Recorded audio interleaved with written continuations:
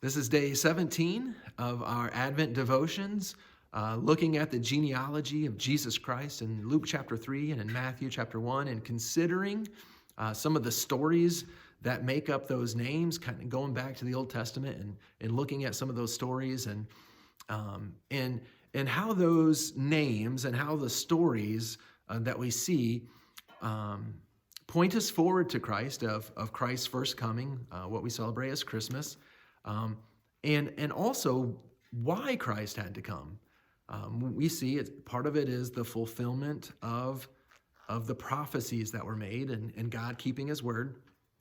But also because what we see is that there are so many generations, and especially as we go through these kings, so many generations of kings that did evil in the sight of the Lord. And so it doesn't matter how many good kings come along, there would come along one who would break that pattern and commit the sins of the forefathers and displease the Lord.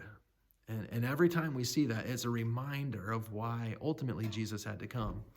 So yesterday we ended with Asa. Asa was the king who had put an end to a line of ungodly kings, and so he breaks those generational sin patterns. And then his son Jehoshaphat comes along and would be the next king of Judah. And so this is what it says about Jehoshaphat. He was 35 years old when he began to reign, and he reigned 25 years in Jerusalem.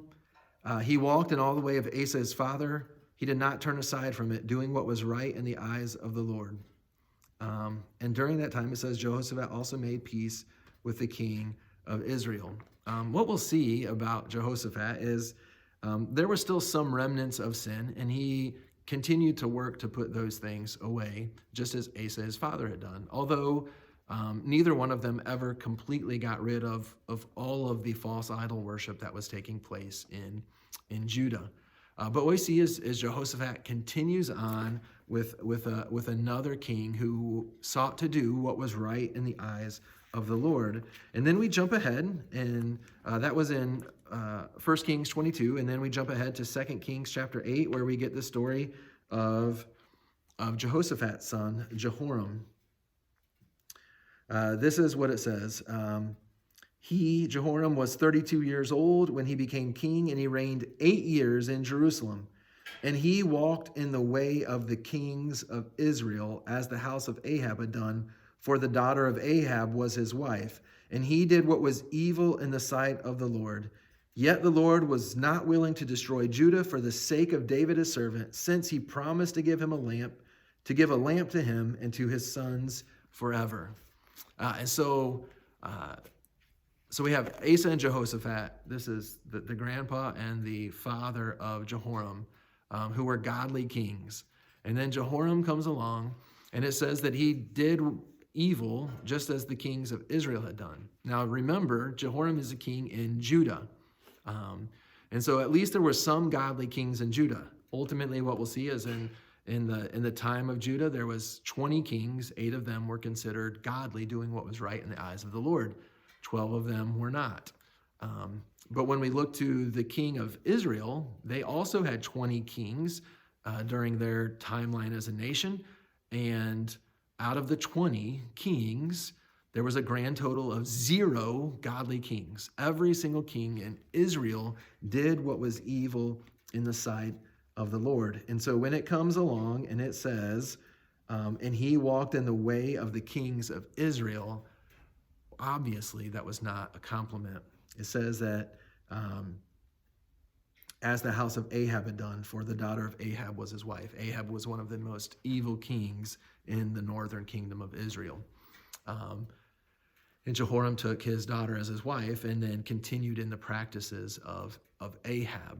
And so he puts an end to this cycle. And so one of the things that we talked about yesterday was just how through Christ can empower us to end the cycle of generational sin that sometimes we see in families. Sometimes it's, maybe we mentioned this, alcohol, or sometimes it's just anger or divorce, all kinds of different things that can become sin patterns that get passed on to future generations. Well, We also have the ability to pass on righteous patterns, to pass on holy patterns, patterns that we would want our children to follow. And so we begin to see that. Asa was a godly king, did what was right in the eyes of the Lord. His son Jehoshaphat comes along, does what is right in the eyes of the Lord. And then Jehoshaphat's son Jehoram comes along and does not. And so this is also, I think, a good reminder for us today as we consider just why Christ had to come, ultimately to save us from our sin.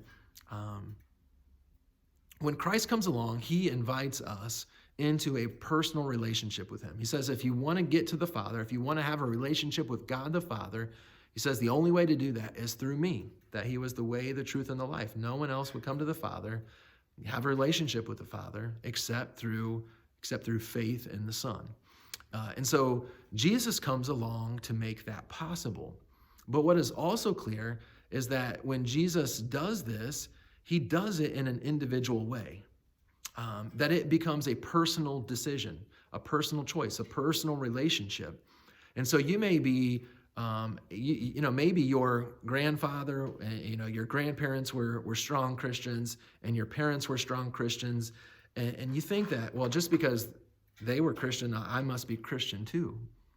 And we think that somehow we can get in on the strings or the coattails of our parents because they did the right thing. They had a personal relationship with Jesus. But that's not how it works. It becomes an individual choice with each person, with each generation. We don't, our parents' decision, our parents' choice to trust Christ as Savior doesn't save us. At some point, we have to make the decision to follow Christ too. And so when we consider this, we'll see this pattern go back and forth over and over again until we see Judah ultimately go into captivity.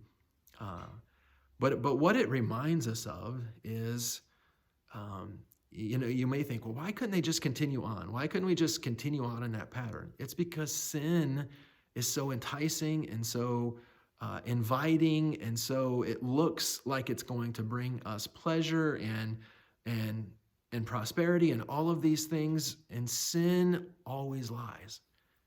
It promises more than it can deliver. Ultimately, sin leads us to death, and Christ came to save us from sin.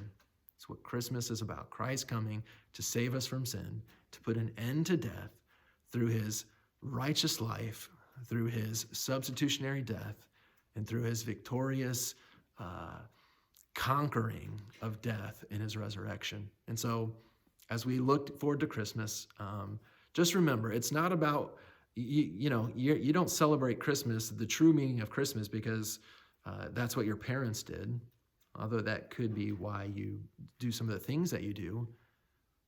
But for the truth of Christmas to take hold, it's not up to your parents, it's not up to your grandparents, it's up to you. And you deciding that the message of Christmas is true, and you, on your own, genuinely trusting in that message and why Jesus came.